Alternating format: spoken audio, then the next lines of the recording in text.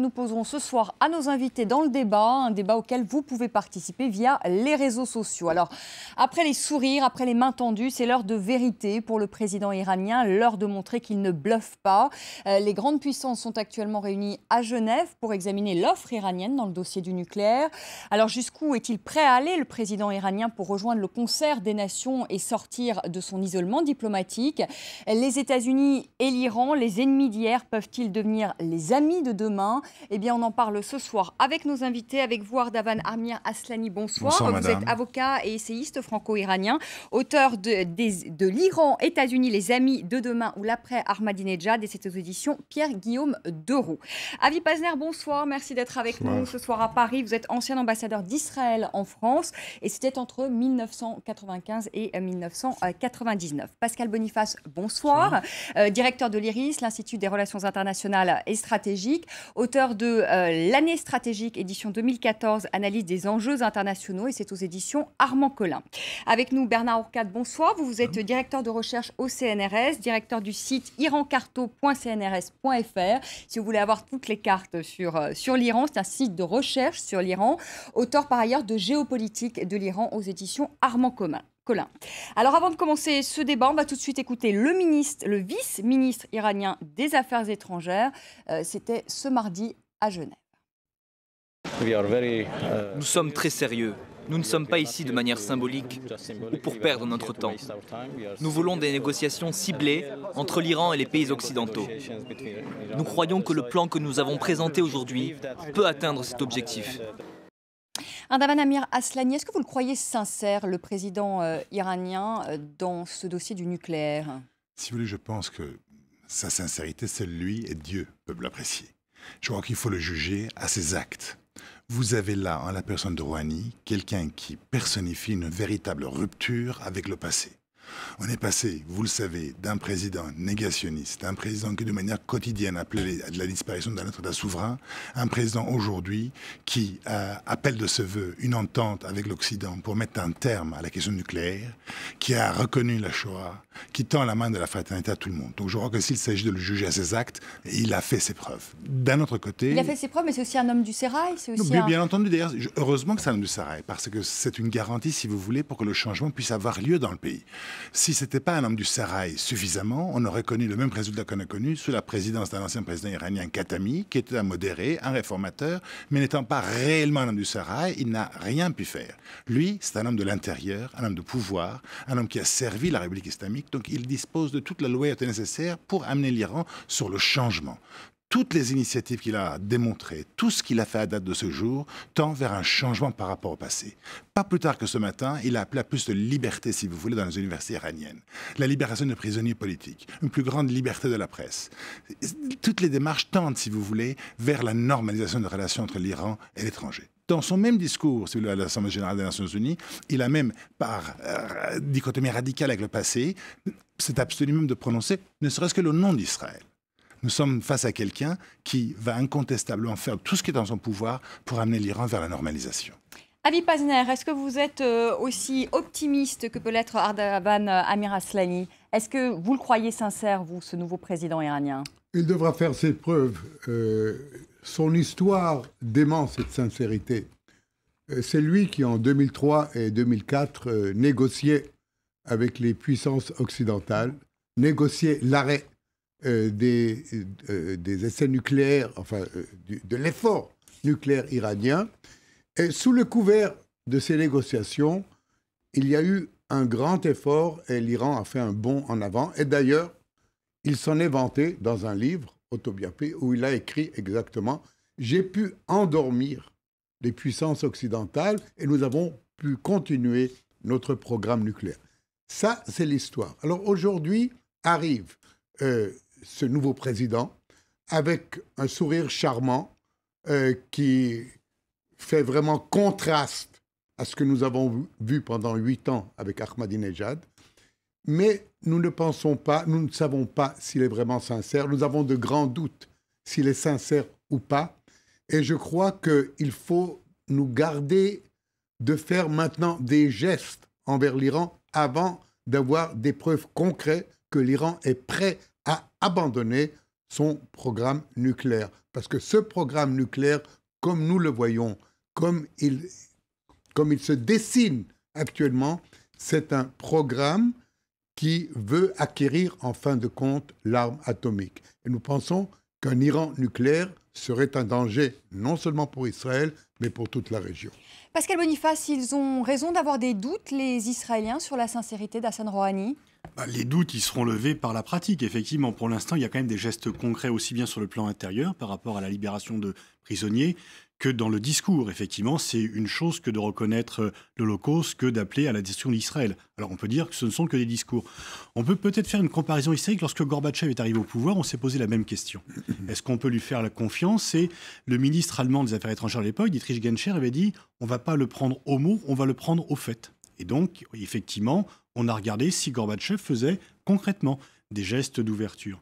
Sauf que si ces gestes arrivent, il ne faut pas en demander plus. Il faut aussi donner quelque chose en échange. Parce que si Rouhani fait des concessions, fait des ouvertures, et que les Occidentaux disent ce n'est pas suffisant, il en faudra encore un peu plus, etc., c'est Rouhani qui va se trouver isolé. Et en Iran, ceux qui doutent de sa stratégie vont lui dire l'ouverture par rapport à l'Occident, ça ne rapporte rien, donc il faut continuer. Il est vrai que les sanctions ont créé des problèmes pour les Iraniens, difficultés économiques. Et finalement, elles ont été efficaces, ces sanctions. Oui, bien sûr, et que si Rouhani change de cours, c'est en partie parce qu'il voit que les sanctions pèsent sur l'Iran. Mais donc on ne peut pas dire changer de position et pendant ce temps-là on maintient les sanctions. Il faut quand même que les Iraniens, en échange de pas concrets qu'ils fassent, obtiennent quelque chose. Sinon, on ne peut pas négocier avec les Iraniens en disant « vous devez faire tout le chemin et puis si on est bienveillant, si dans notre grandeur, on va à la fin vous donner quelque chose ». C'est une négociation entre égaux. Ce n'est pas quelqu'un qui impose à l'autre quelque chose. Donc si l'on prend les Iraniens comme on l'a fait, parce qu'au départ, quand même, tout est parti du discours sur l'axe du mal, alors qu'il y avait un rapprochement à l'époque entre l'Iran et les États-Unis et le monde occidentaux, parce que les Iraniens étaient, comme nous, hostiles aux talibans, hostiles à Al-Qaïda, et puis que le discours de Bush en janvier 2002 est venu perturber tout cela. Donc ne ratons pas une deuxième occasion. Une fois encore, il ne s'agit pas de faire confiance aveuglément ni à Rouhani, ni d'ailleurs à quiconque.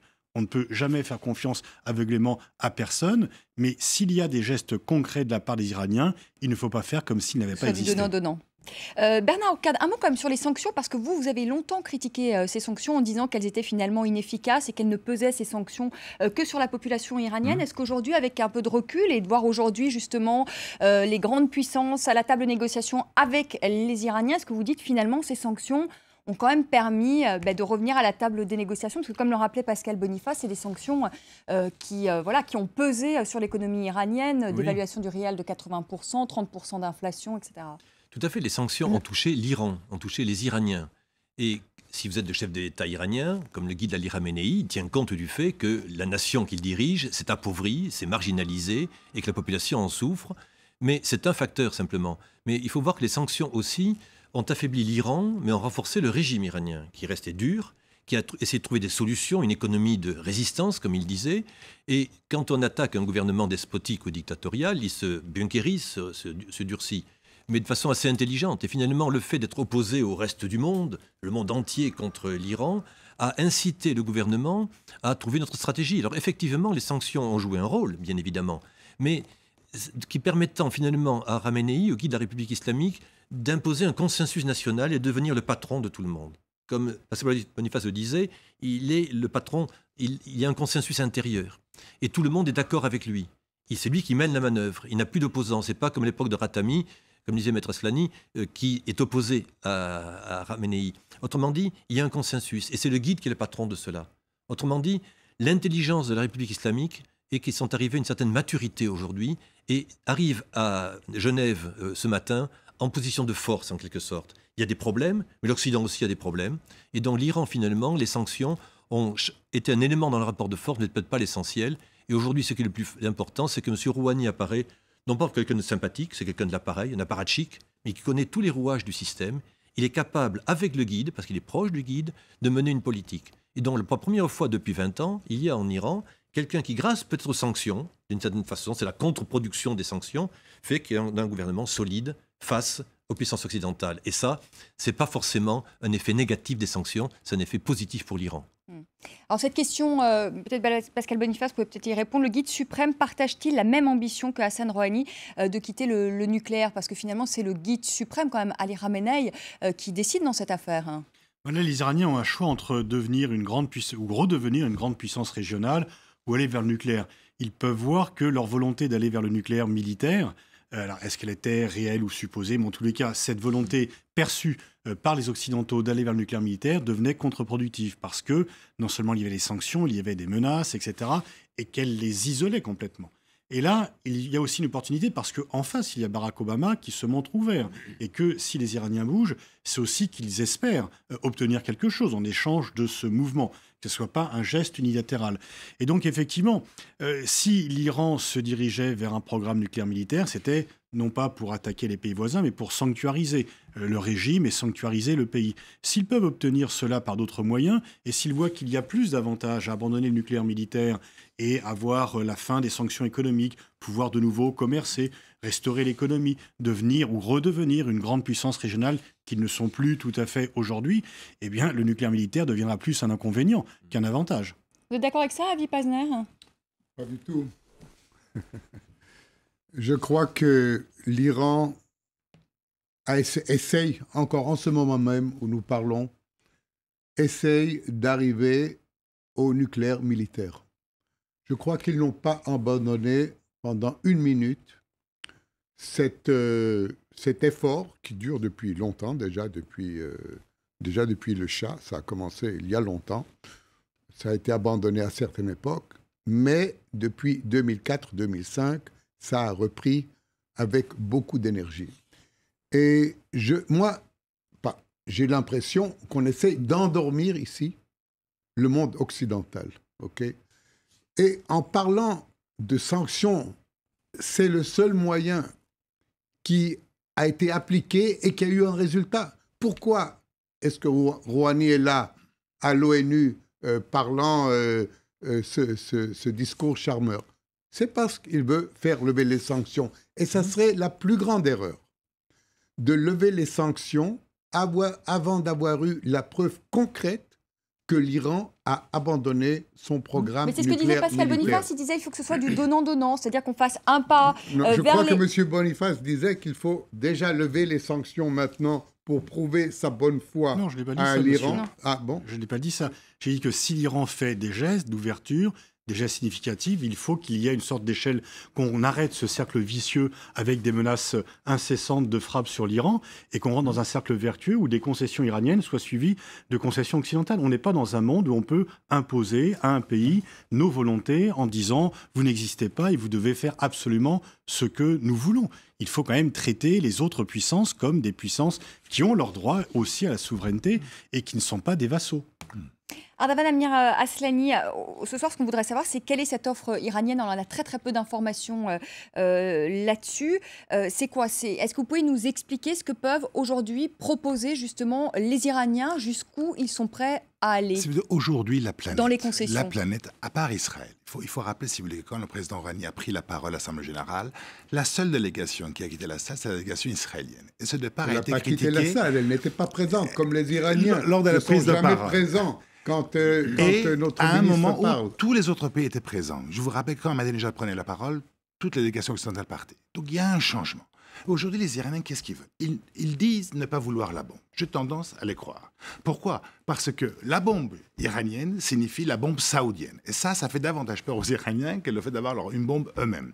Je pense qu'aujourd'hui, les Iraniens veulent utiliser ce climat, ce changement qui est arrivé avec l'élection de Rouhani, élu au suffrage universel par la majorité des Iraniens au premier tour, par 75% du correctorat qui a participé, qui a légitimé cette élection, s'il vous plaît.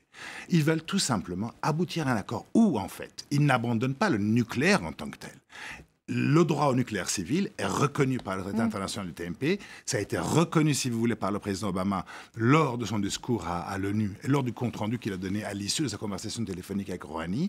Et les Iraniens veulent disposer du nucléaire civil, pouvoir l'enrichir à 3 et 5%. Savoir, justement, voilà, c'est l'enrichir à combien, Bernard Ocade? Quels sont un peu précisément, voilà, techniquement et puis le plus simplement possible. Oui, au début des négociations en 2003, l'Iran avait 0 centrifugeuse, ne faisait pas 1 gramme d'uranium enrichi. Aujourd'hui, ils ont 18 000 centrifugeuses et peuvent accéder à 90% d'enrichissement, ce qui permet de faire une arme atomique quand il y a une masse suffisante.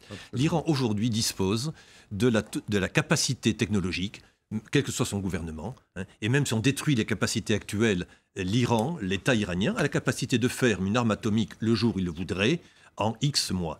Donc notre position à l'Iran, les sanctions contre l'Iran, a fait que ce gouvernement a réussi à développer son programme nucléaire, ce qui est la preuve que la confrontation a abouti à un échec sur le plan du nucléaire. Vous avez poussé en quelque sorte en Israël notamment, qui mettait l'Iran comme un adversaire principal, à pousser l'Iran, qui est un régime qui n'est pas les plus démocratiques et qui a un sentiment d'être entouré de forces hostiles, à développer un programme de ce type-là. Et ça, c'est dangereux. D'où la conclusion qu'il y a aujourd'hui, parce qu'en Iran, certains disent qu'effectivement, avoir une arme atomique est dangereux politiquement, parce que l'Arabie saoudite en aurait beaucoup plus que, grâce au Pakistan, aux États-Unis, que l'Iran. Israël est à côté. C'est un mauvais calcul. Et surtout, l'Iran est en train de s'enfoncer sur le plan économique. Et donc, à l'intérieur, il y a une nouvelle génération de gens qui sont là. Autrement dit, le nucléaire, les Iraniens ont gagné, et ils sont prêts à faire de larges concessions. Comme une centrifugeuse à 3,5%, contrôlée par l'AIEA, l'Iran est prêt aujourd'hui à accepter ce qu'on dit, le protocole additionnel au traité de non-prolifération. C'est-à-dire déjà, c'était en 2003, et 2 ans après, ils l'ont arrêté. Ils ont renoncé. Ils ont renoncé. Alors, on le dit quand même pour nos téléspectateurs, c'est-à-dire qu'en fait, ils sont d'accord pour qu'il y ait des inspecteurs, qui fassent donc des visites inopinées. Voilà, surprise inopinées sur des sites. Et ça donne une garantie totale. Ça donne une garantie totale. S'il y a une usine de conserve... Alors, il y a des informations qui ont filtré. La garantie totale, c'est la fin du programme d'enrichissement de l'Iran et de faire sortir tout l'uranium enrichi d'Iran. Voilà. C'est naïf. C'est comme ça, c'est pas naïf. Oui. C'est comme ça que vous pouvez garantir qu'il n'y aura pas d'armes nucléaires iraniennes. C'est le seul moyen. Il faut interdire à tous les pays du monde d'avoir un nucléaire civil. C'est le droit tous les pays du monde des Iraniens d'avoir un nucléaire civil. Attendez, on s'entend plus. On s'entend plus. Je reposerai donc la question, justement, on se reposera la question, parce que vous, ce que vous dites, Avi Pazner, c'est ce que disent d'ailleurs les Israéliens et Benjamin Netanyahou, c'est qu'il faut démanteler tout le programme,